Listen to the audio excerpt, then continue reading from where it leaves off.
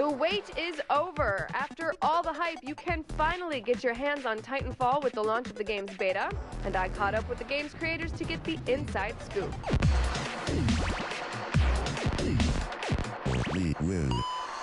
So what are some things that people can expect from the beta? What's going to surprise them? It's a kind of a taste for what you're going to get. Now, all the gameplay, the core gameplay is there. For the beta, we're showcasing two maps, Fracture and Angel City. Angel City is the one that we had playable throughout the year at various conventions.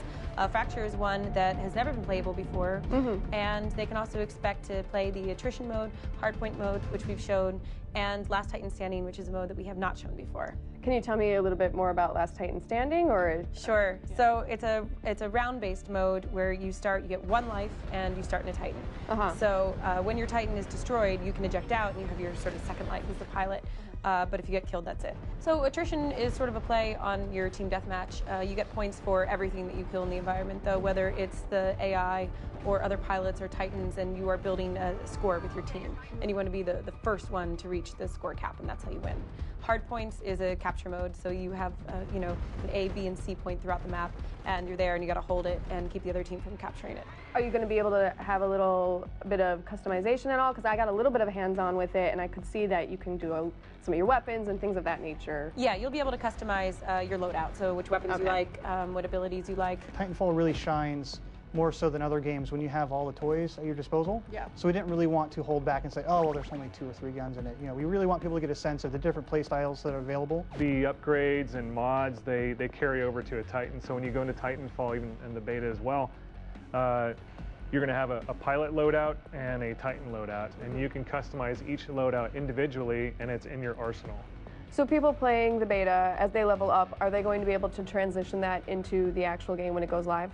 No, they won't. It is a beta where we are testing back-end infrastructure, some balance stuff, and we want everyone to have a fair chance the day the gates open on March 11th. So we will be resetting stats. Is anything coming out in the beta that is going to surprise players?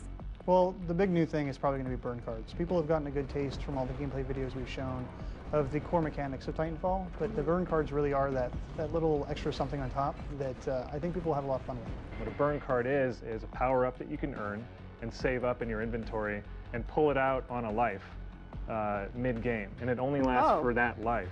So you have to be very careful how you use them. You can only use, I think, up to 3 in your stack at a time. When you go to lobby, you'll put these burn cards into a 3-spot deck, and then when you go into the game, you'll choose, right before you hit the ground, you'll choose to use one, or you can do it after a death. So there's some burn cards that say, instant Titan on my next spawn, so you don't even have to earn one. You just, next time you spawn, you have a Titan ready for you. In the beta, what do you look for before you release the game? A few weeks ago, we had an alpha, and that allows us to sort of see how some of the tech stuff is working. It's an astronomical amount of information and things to balance down. It's this unbelievably complex juggling act, and I think our directors said it before, it takes one little thing to set it off kilter. The thing with multiplayer is that it's this sort of living, breathing world that doesn't just end when we launch the game. So feedback that we get from the beta, even if it's stuff that we're not going to be able to implement before launch, is stuff that we're taking into account and that we're looking at as we go down the road in the next few months as well.